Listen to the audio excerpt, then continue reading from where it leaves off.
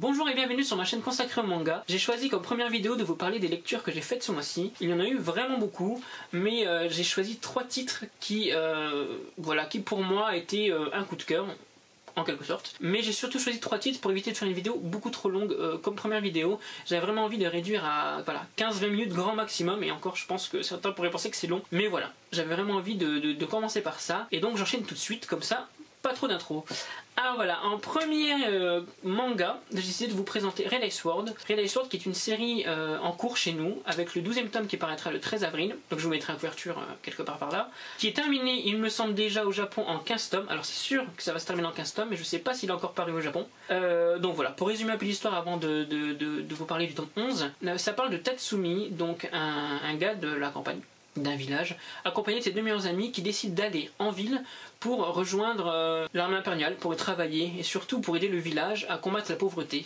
Puisque bon, faut savoir que dans ce manga, les villages sont carrément laissés de côté, voilà.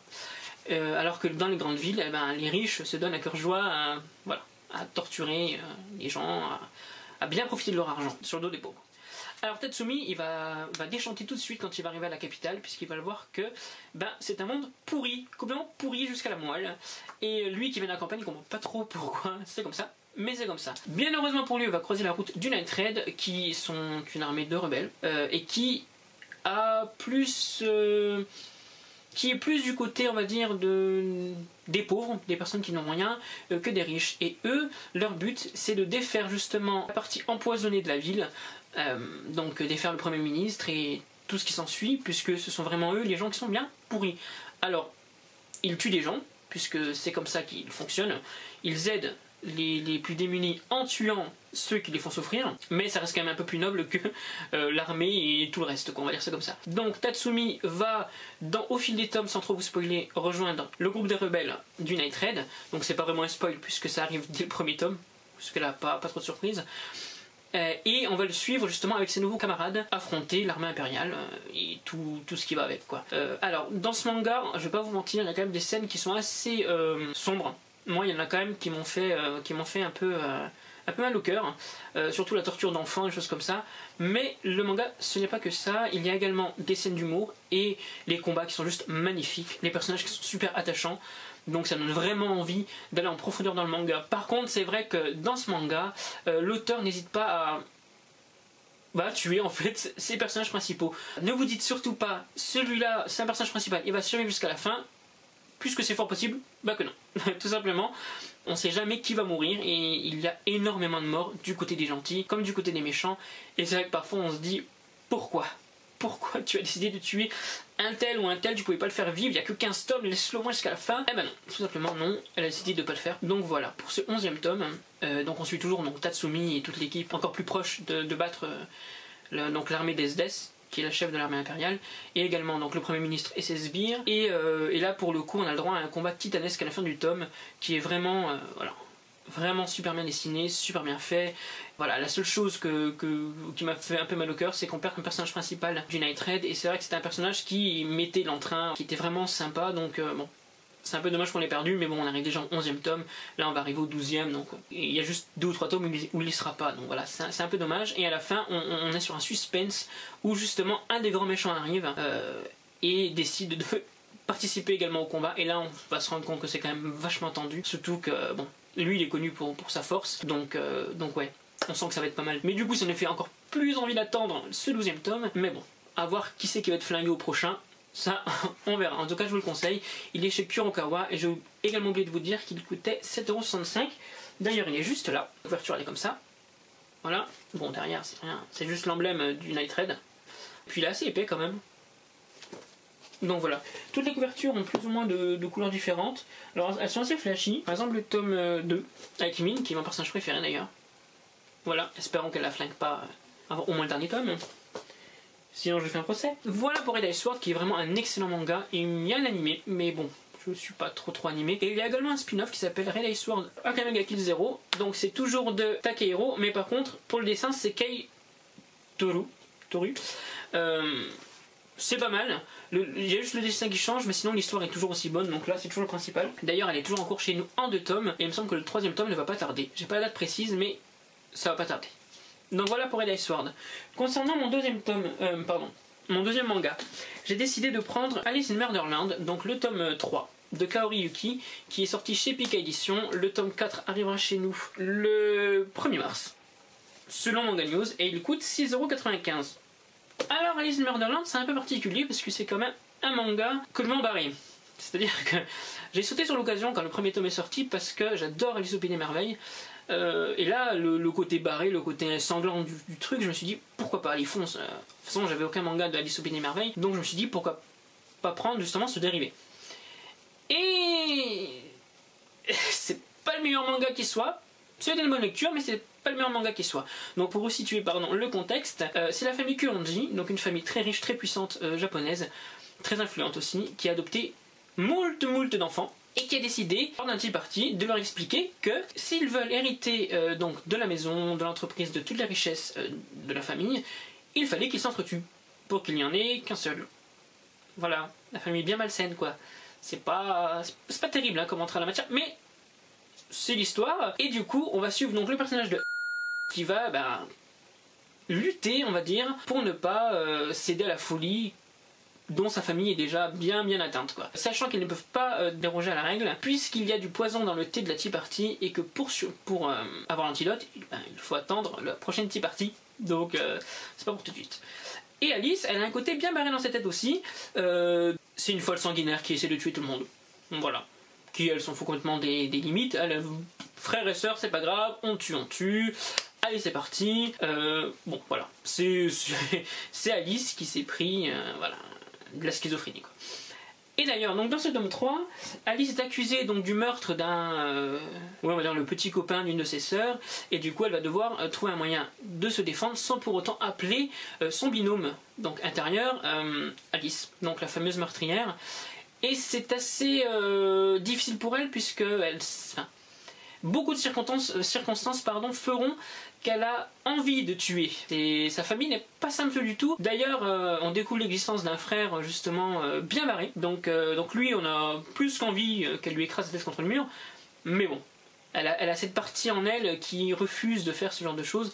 Donc c'est vrai que là, on va plutôt la voir lutter pour justement gagner et aider sa sœur à se remettre quelque part de la perte de son petit ami, que de la tuer. Ce que j'aime réellement dans ce manga, c'est le côté action, c'est vraiment bourré d'action, et on a envie finalement de savoir comment est-ce qu'elle va s'en sortir, et surtout combien de personnes vont s'en sortir, puisque le but c'est quand même qu'il n'en reste qu'un, même si on se doute bien qu'elle va aller jusqu'au bout, hein, c'est le but. Après c'est vrai que c'est un peu fouillis dans l'histoire, et parfois on se demande un peu où est-ce qu'elle a envie d'aller, tout simplement. Donc là c'est vrai que les dessins sont sympas, les couvertures aussi sont sympas, donc pour le troisième tome c'est comme ça.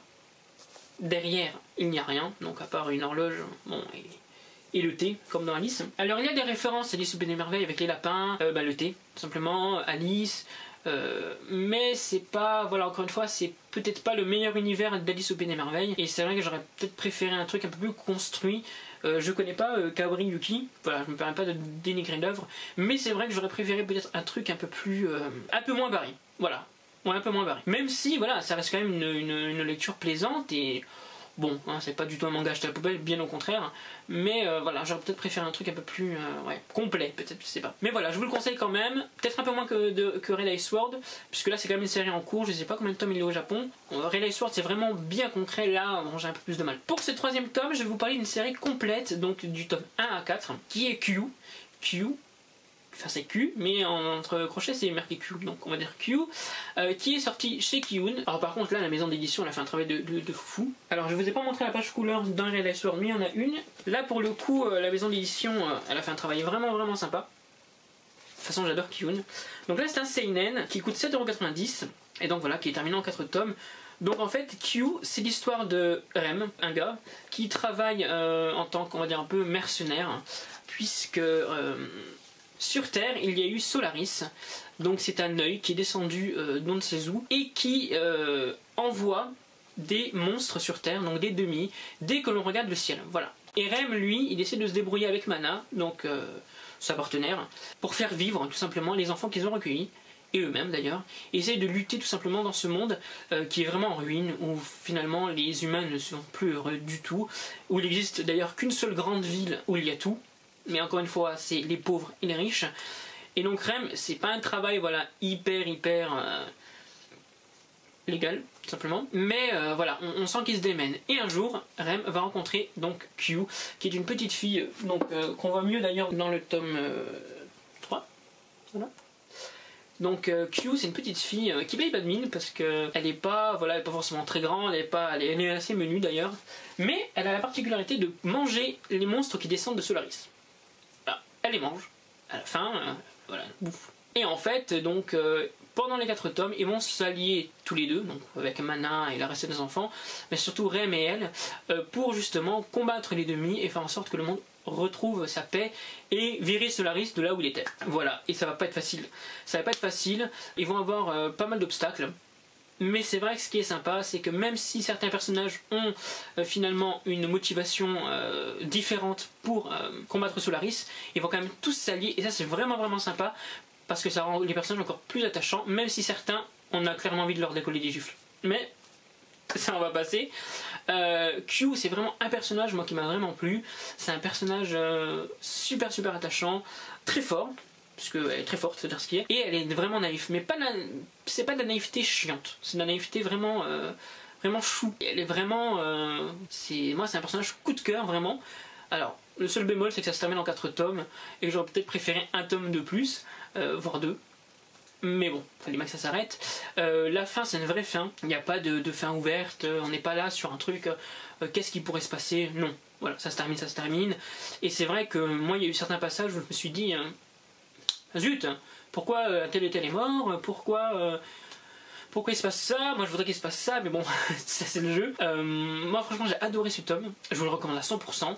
D'ailleurs c'est une série finie, donc comme ça il n'y a pas, voilà, c'est pas, vous n'allez pas investir beaucoup d'argent dedans. Et du coup voilà, donc c'est vraiment une série, voilà, je sais même pas comment vendre ce titre quoi, tellement il est sympa quoi. De mangas que j'ai lu, il n'y en a pas énormément qui parlent de ça. Bon, d'Apocalypse, si, il y en a énormément. Mais là, pour le coup, on entre tout de suite dedans. Q est vraiment sympa. Donc c'est vrai que, voilà, c'est vraiment un manga que je vous conseille de lire. Et qui, à mon avis, parfois va vous faire un peu mal au cœur parce qu'il y a certains personnages qui meurent, ou du moins, qui sont touchés. Et franchement, c'est vraiment sympa, quoi. Enfin, on va dire ça comme ça. Donc voilà, désolé pour cette première vidéo qui pouvait paraître un peu fouillie. J'essaie de vous donner mes impressions comme elles me venaient là pour le coup. J'ai pas travaillé des masses. Je voulais vous montrer quelque part, comment dire ça, je voulais que ce soit le plus honnête possible, voilà. Donc là pour le coup j'ai pas fait de mise en scène, rien du tout.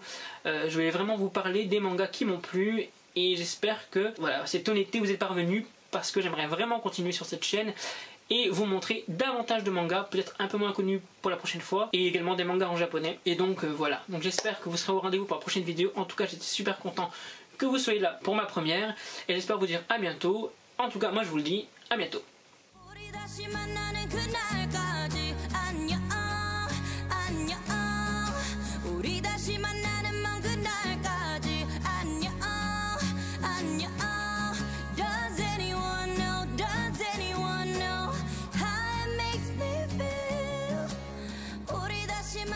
Could not